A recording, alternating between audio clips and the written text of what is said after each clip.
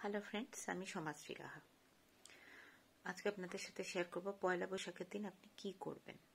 যদি আপনার বাড়িতে কোনো ধর্মগ্রন্থ থেকে থাকে বা যদি ধরুন গীতা, মহাভারত, রামায়ণ, বিষ্ণু পুরাণ, হনুমান চল্লিশা যাই থেকে থাকুক না কেন, পারলে বাড়ির সবার সঙ্গে বসে সেটি পাঠ করুন।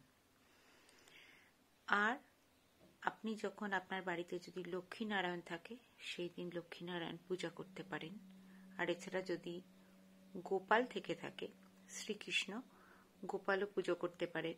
এবং অতি অবশ্যই গোপাল থাকুক বা লক্ষ্মীনারায়ণ আপনি যেই পুজো করুন না কেন বা আপনার ঠাকুর ঘরে যাই ঠাকুর থাকুক না কেন, আপনি মিছরি দিয়ে তৈরি করা পায়েস তুলসী পাতা দিয়ে অতি অবশ্যই ঠাকুরকে অর্পণ করুন।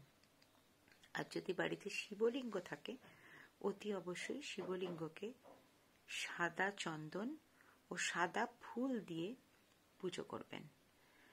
এই ছোটখাটো টিপসগুলো মেনে চললে সারা বছর আপনাদের খুব ভালো কাটবে। নমস্কার, ভালো থাকবেন।